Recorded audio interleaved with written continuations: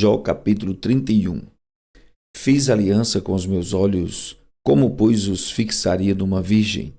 Que porção teria eu do Deus lá de cima, ou que herança do Todo-Poderoso desde as alturas? Porventura não é a perdição para o perverso, o desastre para os que praticam a iniquidade? Ou não vê ele que os meus caminhos e não conta todos os meus passos? Se andei com falsidade, se meu pé se apressou para o engano, pese-me em balanças fiéis e saberá Deus a minha sinceridade. Se os meus passos se desviaram do caminho, e se meu coração segue os meus olhos, e se as minhas mãos se apegou qualquer coisa, então semei eu e outro coma, e seja a minha descendência arrancada até a raiz.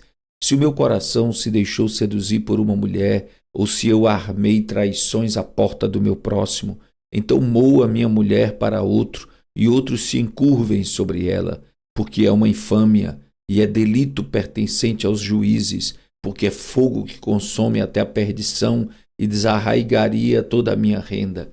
Se desprezei o direito do meu servo ou da minha serva, quando eles contendiam comigo, então que faria eu quando Deus se levantasse? E inquirindo a causa, que lhes responderia? Aquele que me formou no ventre não o fez também a ele? Ou não nos formou do mesmo modo na madre?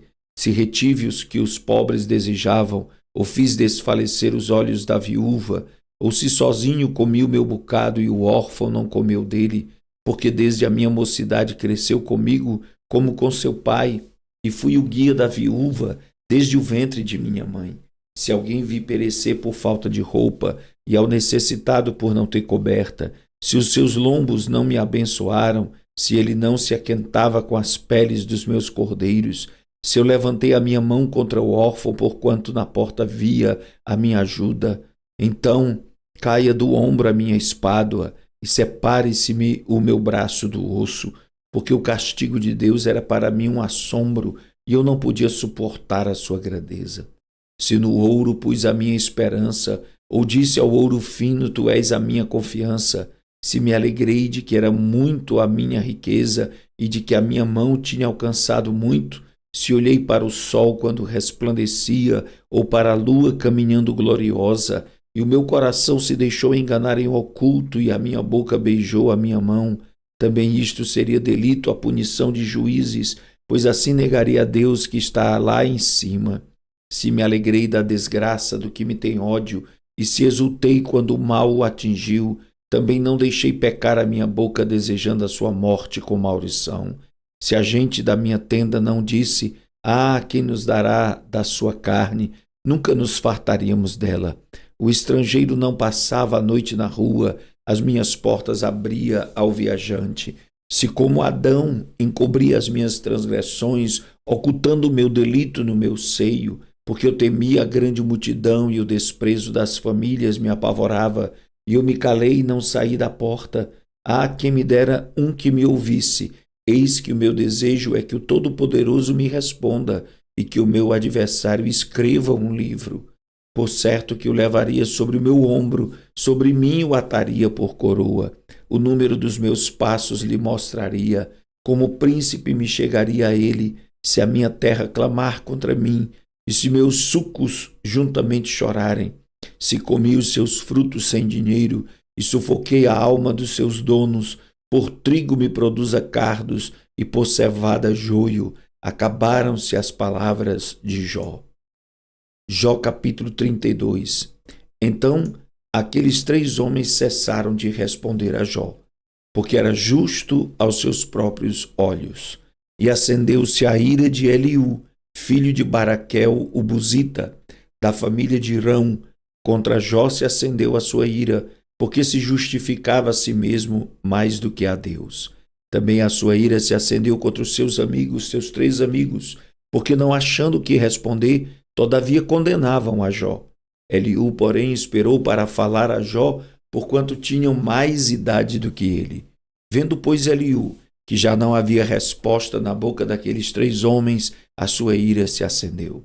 E respondeu Eliú, filho de Baraquel, o Buzita, dizendo: Eu sou de menos idade, e vós sois idosos. Receei-me e temi de vos declarar a minha opinião. Dizia eu: falem os dias, e a multidão dos anos ensine a sabedoria. Na verdade, há um espírito no homem, e a inspiração do Todo-Poderoso o faz entendido. Os grandes não são os sábios, nem os velhos entendem o que é direito. Assim digo: dai-me ouvidos e também eu declararei a minha opinião. Eis que aguardei as vossas palavras e dei ouvido às vossas considerações até que buscasseis razões. Atentando, pois, para vós, eis que nenhum de vós há que possa convencer a Jó, nem que responda às suas razões. Para que não digais: achamos a sabedoria, Deus o derrubou e não homem algum. Ora, ele não dirigiu contra mim palavra alguma, nem lhe responderei com as vossas palavras. Estão pasmados, não respondem mais, faltam-lhes as palavras. Esperei, pois, mas não falam, porque já pararam e não respondem mais. Também eu responderei pela minha parte, também eu declararei a minha opinião, porque estou cheio de palavras, o meu espírito me constrange. Eis que dentro de mim sou como um mosto sem respiradouro, prestes a arrebentar como odres novos.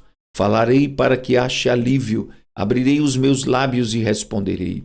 Que não faça eu a acepção de pessoas, nem use de palavras lisonjeiras com o homem, porque não sei usar de lisonjas, em breve me levaria o meu Criador. Jó capítulo 33. Assim, na verdade, ó Jó, ouve as minhas razões, e dá ouvidos a todas as minhas palavras. Eis que já abri a minha boca, já falou a minha língua debaixo do meu paladar. As minhas razões provam a sinceridade do meu coração, e os meus lábios proferem o puro saber. O Espírito de Deus me fez, e a inspiração do Todo-Poderoso me deu vida. Se podes, responde-me, põe em ordem as tuas razões diante de mim e apresenta-te. Eis que vim de Deus, como tu, do barro também eu fui formado. Eis que não te perturbará o meu terror, nem será pesada sobre ti a minha mão. Na verdade, tu falaste aos meus ouvidos, e eu ouvi a voz das tuas palavras. Dizias: limpo estou, sem transgressão, puro sou e não tenho iniquidade. Eis que procura pretexto contra mim e me considera como seu inimigo. Põe no tronco os meus pés e observa todas as minhas veredas. Eis que nisso não tens razão. Eu te respondo: porque maior é Deus do que o homem. Por que razão contendes com ele, sendo que não responde acerca de todos os teus feitos? Antes Deus fala 1 e 2 vezes, porém ninguém atenta para isso. Em sonho ou em visão noturna, quando cai sono profundo sobre os homens e adormecem na cama, então o revela ao ouvido dos homens e lhes cela a sua instrução, para apartar o homem daquilo que faz e esconder do homem a soberba, para desviar a sua alma da cova e a sua vida de passar pela espada. Também na sua cama é castigado com dores e com incessante contenda dos seus ossos, de modo que a sua vida abomina até o pão e a sua alma a comida apetecível. Desaparece a sua carne a olhos vistos, e os seus ossos que não se viam agora aparecem. E a sua alma se vai chegando à cova, e a sua vida aos que trazem a morte.